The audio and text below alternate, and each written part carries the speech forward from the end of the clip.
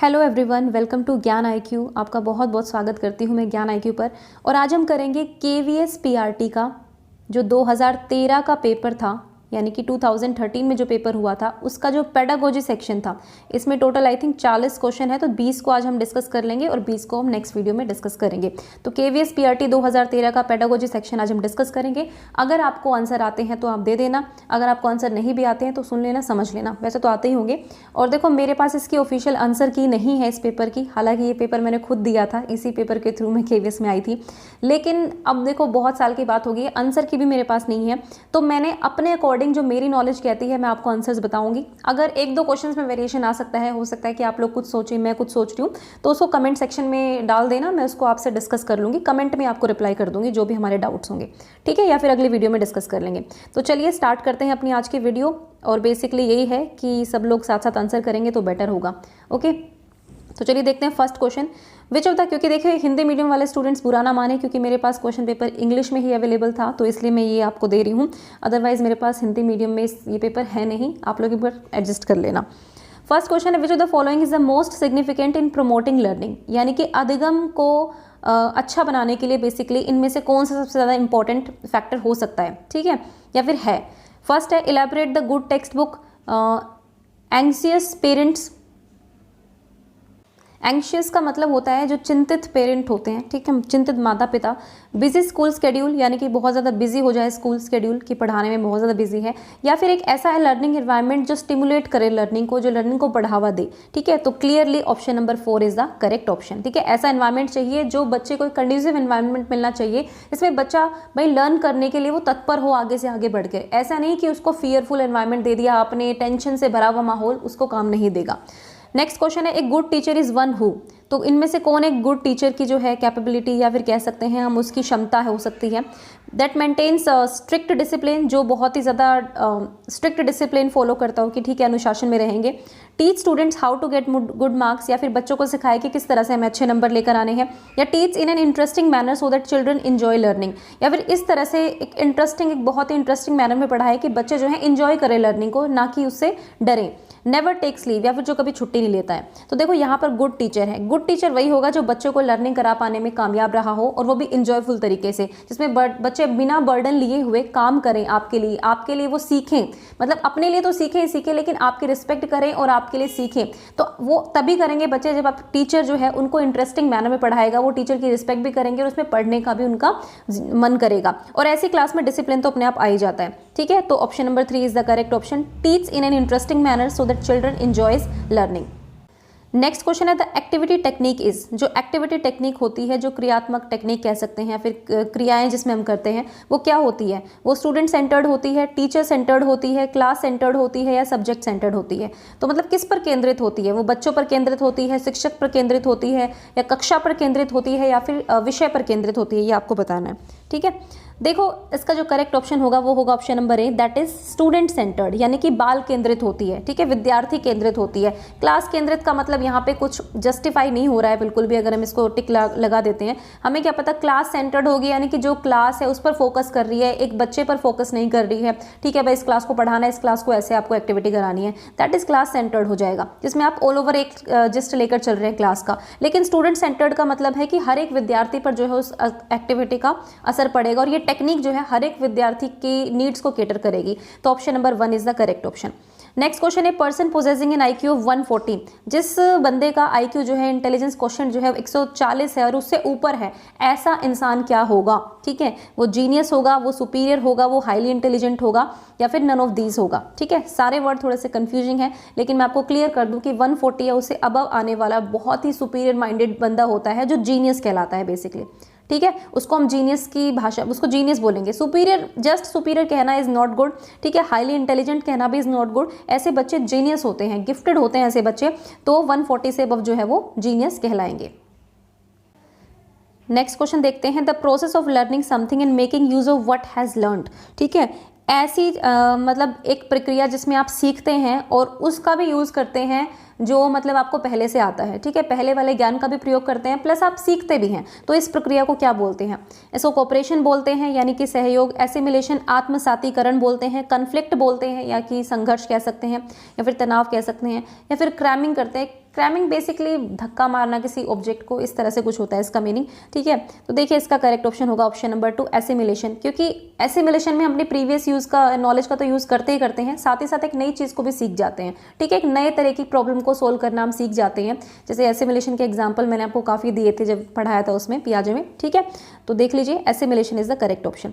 Next है gifted students are independent in their judgement. जो gifted बच्चे होते हैं वो अपने निर्णय लेने में बहुत ही स्वतंत्र होते हैं। इंट्रोवर्ट होते हैं, किसी से ज़्यादा बात नहीं करना पसंद करते, है ना। इंट्रोवर्ट वही होते हैं, देखो इंट्रोवर्ट वो बच्चा होता है जो बिल्कुल अपने आप में ही रहता है, किसी और से बात करना बिल्कुल पसंद नहीं करता, ठीक है, ये होते हैं। इंडिपेंडेंट ऑफ टीचर, ठीक है, मतलब टीचर से बिल्कुल इंडिपेंडेंट होते हैं, टीचर से स्वतंत्र होते हैं। Non assertive of their needs, ठीक है। देखो इसका जो करेक्ट ऑप्शन होगा वो होगा option number A independent in their judgement, ठीक है। वो जजमेंट अपने अकॉर्डिंग करते हैं, उनको जो लगता सही है वो करते हैं, क्योंकि इतने गिफ्टेड बच्चे हैं भाई, हाईली इंटेलिजेंट होते हैं, जीनियस होते हैं, तो ऑब्वियसली वो इंडिपेंडेंट तो होंगे ही अपने जजमेंट में।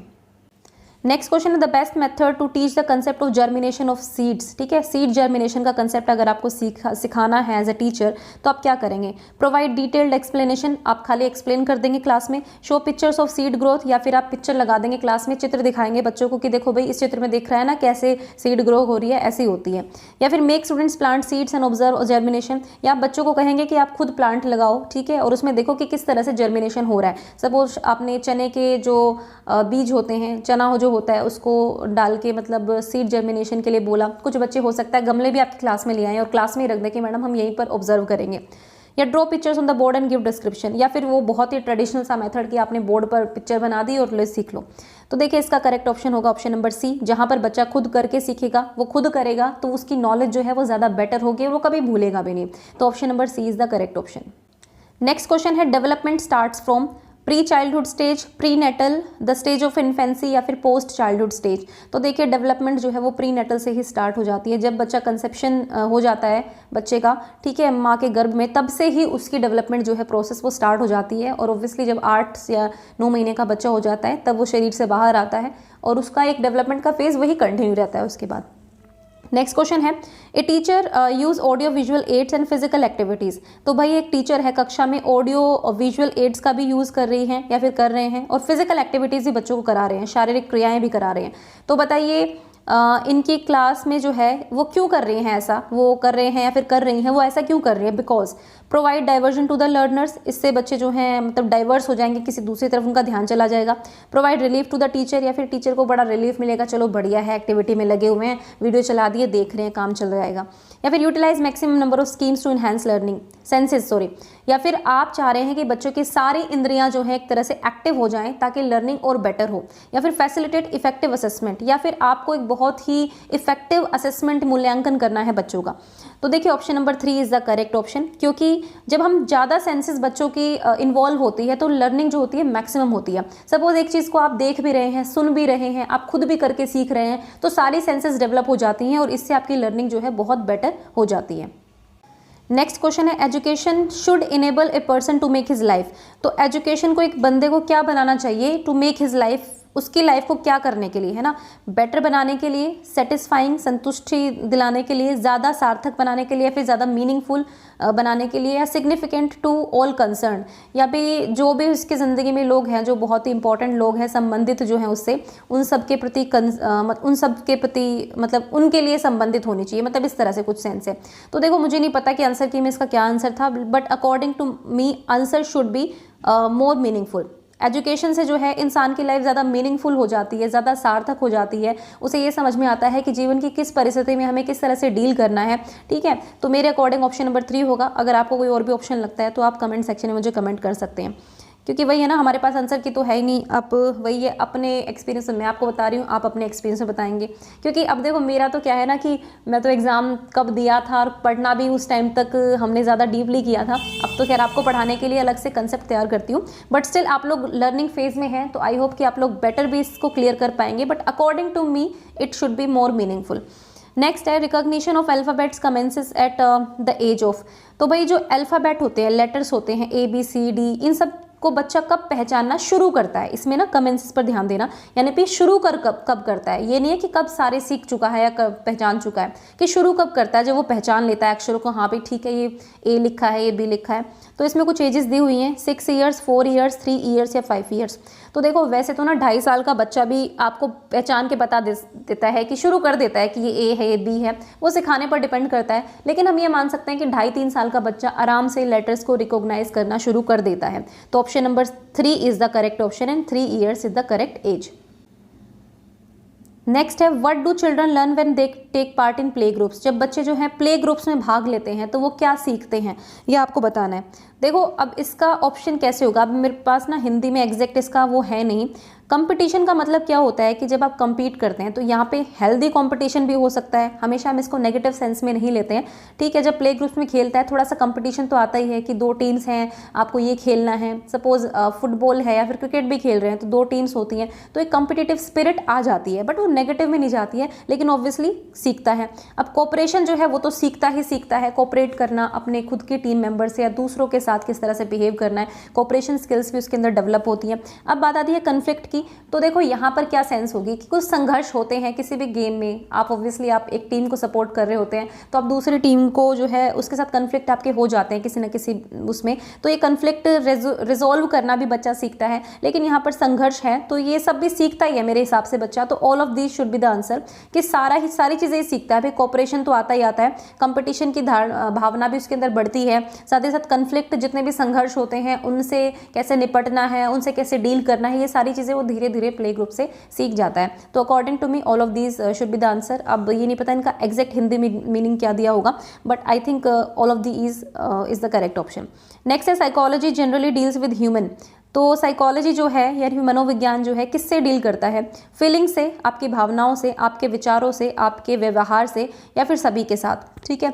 तो हम सबको पता है साइकोलॉजी सभी चीज़ों से डील करती है। आप कितनी सारी थियोरी पढ़ते हैं ना, बिहेवियरिज्म भी आपने पढ़ा है, बिहेवियर मोरल अंडरस्टैंडिंग को हम सीखते हैं, थिंकिंग प्रोसेस कैसा है, कॉग्निटिव प्रोसेस क्या है, इमोशन, सोशल डेवलपमेंट, हर तरह की चीज़ जो है हम साइकोलॉजी में सीखते हैं। तो option number 4 is the correct option. Next question है, how do children learn concepts and attach label to them. कि लोग बच्चे जो हैं संकल्पनाएं कैसे सीखते हैं, जो भी कंसेप्ट वो सीखते हैं और उनको लेबल्स देना भी शुरू कर देते हैं। तो वो कब कैसे करते हैं बच्चे, ठीक है। From direct contact with the physical world, भाई जो भी उनका वातावरण है, एनवायरनमेंट है, उसके साथ डायरेक्ट कॉन्टैक्ट, तो ये तो होता ही होता है, डायरेक्ट कॉन्टैक्ट होता है तभी तो बच्चा देखता है, सीखता है। अब from social situations where language plays no part in the learning process, तो ऐसी सामाजिक परिस्थितियाँ जहाँ पर भाषा का कोई भी इंपॉर्टेंट पार्ट नहीं होता लर्निंग प्रोसेस में, ऐसी सोशल सिचुएशन जहाँ पे लैंग्वेज भी पार्ट प्ले करती है, उसमें एक डेफिनेट पार्ट प्ले करती है। तो देखो ऑप्शन नंबर 3 और 1 जो है ये तो बिल्कुल करेक्ट है। अब ये 2 पर मुझे डाउट इसलिए है क्योंकि देखो जितनी भी सोशल सिचुएशंस होती है तो लैंग्वेज तो वहाँ पर होती ही होती है, आई थिंक, है ना। मतलब मैं तो कोई भी सोशल सिचुएशन अगर ध्यान में मेरे आ रही है, जैसे सपोज मैं किसी को पढ़ा रही हूँ या मैं किसी के साथ खेल रही हूँ, मैं किसी के साथ बात कर रही हूँ, मैं किसी फंक्शन में गई हूँ, तो हर जगह पर जो है सोशल सिचुएशन, सपोज मैं रिलीजियस किसी मंदिर में गई हूँ, मैं गुरुद्वारे में गई हूँ, मस्जिद में गई हूँ, कहीं भी गई हूँ, मुझे लगता है कि भाषा का कुछ ना कुछ इंपॉर्टेंट रोल तो वहाँ पर होता ही है। वो भले ही हमारा साइन लैंग्वेज के थ्रू हो, हमारा जेस्चर्स के थ्रू हो, एक्सप्रेशंस के थ्रू हो। तो मुझे लगता है ये सेकंड ऑप्शन जो है थोड़ा सा कंफ्यूज कर रहा है, लेकिन ऑब्वियसली इस क्वेश्चन का आंसर जो है वो ऑल ऑफ दीज होगा, क्योंकि फर्स्ट और थर्ड दोनों ही सही हैं बिल्कुल, कि ऐसे सिचुएशंस में भी हम जाते हैं जहाँ पर लैंग्वेज प्ले करती है, ठीक है, फिर डायरेक्ट कॉन्टेक्स्ट से भी आते हैं, फिर नो पार्ट प्ले करती है, मतलब देख लेना फर्स्ट और 3 तो बिल्कुल ठीक है। तो I think 4 is the correct option. Next है लिंग्विस्टिक इज, तो देखो लिंग्विस्टिक होती है स्टडी ऑफ लैंग्वेज, कि आप किस तरह से लैंग्वेज को स्टडी करते हो, उसकी ओरिजिन क्या है, उसका रिलेशनशिप क्या है दूसरी लैंग्वेज से, वो किस तरह से चेंज बदल जाती है टाइम के साथ साथ, तो ये सारा ही आएगा। तो option number 4 is the correct option. Next है physical growth and development is, तो फिजिकल ग्रोथ और डेवलपमेंट जो होती है क्या कहलाती है, ये मैचुरेशन कहलाती है, रेडीनेस कहलाती है, हेरिडिटी कहलाती है, मोबिलिटी कहलाती है। तो हेरिडिटी तो कहलाएगी नहीं, मोबिलिटी भी नहीं कहलाएगी। अब देखो मैचुरेशन कहलाएगी। मैच्योर, कॉग्निटिवली मैच्योर की जो बात करते हैं ना, पियाजे भी बात करते थे, कॉग्निटिवली जब बच्चा मैच्योर हो जाता है यानी कि फिजिकल ग्रोथ और डेवलपमेंट उसका अच्छे तरीके से हो रहा है, तो मैचुरेशन इज करेक्ट ऑप्शन, ठीक है। रेडीनेस मीन्स यहाँ पर सिर्फ रेडीनेस से हम कोई सेंस नहीं निकाल सकते हैं, मैचुरेशन में तो प्रॉपर आपकी फिजिकल ग्रोथ एंड डेवलपमेंट आती है। तो option number 1 is the correct option. Next question है environmental factors that shape development. तो जितने भी एनवायरमेंटल पर्यावरणीय फैक्टर्स होते हैं, कारक होते हैं जो डेवलपमेंट को बढ़ावा देते हैं, डेवलपमेंट में हेल्प करते हैं, उसमें क्या क्या आता है? उसमें कल्चर आता है, क्वालिटी ऑफ न्यूट्रिशन आता है, क्वालिटी ऑफ लर्निंग आता है, या ऑल ऑफ दीज आता है? तो देखो कल्चर तो आएगी क्योंकि एनवायरमेंटल फैक्टर है, तो कल्चर आपका सोशल एनवायरनमेंट सब इंपॉर्टेंट होता है। अब न्यूट्रिशन, क्वालिटी ऑफ न्यूट्रिशन भी एक एक्सटर्नल फैक्टर है जो एनवायरमेंटल फैक्टर से बोल सकते हैं, इंटरनल तो होगा नहीं। आप किस तरह का न्यूट्रिशन आपको मिल रहा है ये डिपेंड करता है आपके आसपास के माहौल पर, आपके पेरेंट्स की स्थिति कैसी है, उनकी इकोनॉमिकल कंडीशन कैसी है, उनकी सोशल सिचुएशन कैसी है, वो किसी ना किस तरह से डिपेंड करता है। अगर लो इनकम, बहुत ही गरीब परिवार है तो वो क्वालिटी ऑफ न्यूट्रिशन अच्छा नहीं होगा, तो ऑब्वियसली भी ये भी एक एनवायरमेंटल फैक्टर में आता है। अब क्वालिटी ऑफ लर्निंग की, आप किस तरह के स्कूल में पढ़ रहे हैं, आपको किस तरह से शिक्षित किया जा रहा है, किस तरह का टीचर आपको पढ़ा रहा है, ये भी आपके एनवायरमेंट फैक्टर पर डिपेंड करेगा। तो option number 4 is the correct option, यानी कि सारे ही होंगे।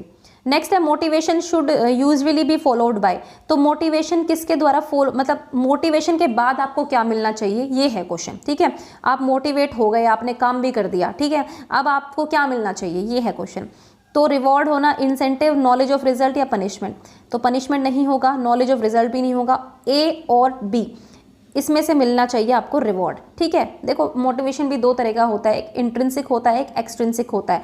इंट्रिंसिक होता है जब आपको ये होता है कि नहीं मुझे ये चीज़ करनी है, जब आप सेल्फ मोटिवेटेड होते हैं, जब आप अपने आप से ही मोटिवेट होते हैं, कोई एक्सटर्नल फैक्टर आपको इफेक्ट नहीं कर रहा है, लेकिन आपको अपने आप से ये कि नहीं भाई मुझे खुद को प्रूव करना है, मुझे तो ये करना है, मुझे इंडिपेंडेंट बनना है, जो भी है, ठीक है।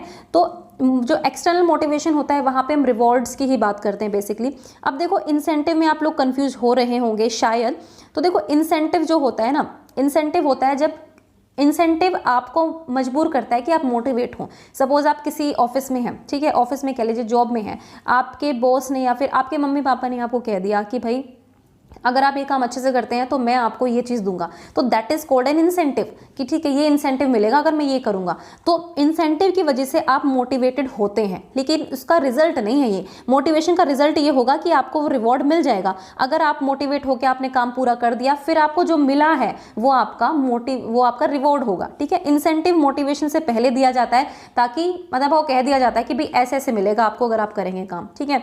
आप अगर हफ्ते के पूरे 30 दिन आएंगे तो आपको जो है बोनस सैलरी मिलेगी 5,000 की, तो वो आपने इंसेंटिव बोल दिया। लेकिन जब वो 5,000 आपके हाथ में आ गए तब वो रिवॉर्ड बन जाता है। दैट मीन्स कि आप 30 दिन आए हैं, आप मोटिवेट होकर आपने पूरा काम कर दिया है, तो अब आपको रिवॉर्ड मिलेगा, ठीक है। तो ये डिफरेंस होता है। नेक्स्ट है 129, what should be the criteria to select a class monitor. तो भाई क्लास मॉनिटर कैसे चुनेंगे? एकेडमिक परफॉर्मेंस देखेंगे, फिजिकल मेकअप देखेंगे, चॉइस ऑफ स्टूडेंट्स देखेंगे, या प्रेफरेंस ऑफ द टीचर देखेंगे। ऑब्वियसली डेमोक्रेसी लानी है हमें, तो choice of student is the correct option, क्योंकि हमारा जो एनवायरमेंट होता है, हमारा क्लास का जो एनवायरमेंट होता है वो डेमोक्रेटिक होना चाहिए, हमें यही सिखाया जाना है। भाई बच्चे जो हैं अपना हाथ खड़ा करें कि हाँ भाई हमें इसको मॉनिटर बनाना है, इसको बनाना है। आप एक दिन वोटिंग भी करा सकते हो, तो डेमोक्रेटिक एनवायरमेंट भी हो जाएगा और बच्चों की चॉइस भी पूरी हो जाएगी। तो option number 3 is the correct option. Next question है, एक गुड टीचर डराइव्स अटमोस्ट सेटिस्फेक्शन। सबसे ज़्यादा सेटिस्फेक्शन एक गुड टीचर को कब मिलता है? पॉपुलैरिटी विद पीपल अराउंड, भाई बहुत पॉपुलर हो गया है लोगों में, अरे वाह ये टीचर तो बड़ा स्टाइलिश है, ये है, बच्चों को भी अच्छा पढ़ाता है। या हाई स्टेटस है, मतलब टीचर का बहुत हाई स्टेटस है, गाड़ी लेके आता है, ब्रांडेड कपड़े पहनता है। फाइनेंशियल गेन्स, यानी कि बहुत ज़्यादा आपको फाइनेंशियली बहुत कुछ मिल रहा है, तो आप एक गुड टीचर होंगे, है ना। मतलब फाइनेंशियली मतलब आपको गेन हो रहा है और आपको इससे सेटिस्फेक्शन मिल रहा है कि हाँ भाई ठीक है मुझे सैलरी मिल रही है जो भी है। या फिर रिस्पेक्ट एंड प्रेस्टीज, या फिर आपको कितना प्रतिष्ठा और सम्मान जो है वो कितना मिल रहा है, इससे आप सेटिस्फाई होंगे। तो obviously 4 is the correct option. हालांकि ये जो पेपर है ये इतना मुश्किल पेपर है नहीं, है ना, लेकिन अब थोड़ा सा लेवल थोड़ा सा अप हो गया है, लेकिन हम कुछ नहीं कह सकते कब क्या इजी आ जाए कब क्या मुश्किल आ जाए, वो डिपेंड करता है एग्जामिनर पर। सो गाइज ये मैंने आपको 20 क्वेश्चंस कराए हैं। वैसे इसमें आई थिंक 40 क्वेश्चन है, मैंने पूरे देखे भी नहीं है, मुझे जितना टाइम मिला मैंने फटाफट बना दिए, ठीक है। आई थिंक 40 तो है मेरे ख्याल से। तो 20 क्वेश्चन मैंने आपको अब करा दिए हैं, जितने बच जाएंगे वो नेक्स्ट वीडियो में आपको कराऊंगी, ठीक है, क्योंकि टाइम बहुत लिमिटेड है और जल्दी फटाफट से मैंने वीडियो बनाई है आपके लिए, ताकि आपको थोड़ा सा कुछ ना कुछ मिलता रहे इंसेंटिव, है ना, ताकि आप मोटिवेट हो जाएं और फिर आपको जो है रिवॉर्ड मिले जॉब के रूप में। So thank you for watching ज्ञान IQ, और मैं आपको नेक्स्ट वीडियो में जो है कंप्लीट पेपर करा दूंगी, साइकोलॉजी पार्ट।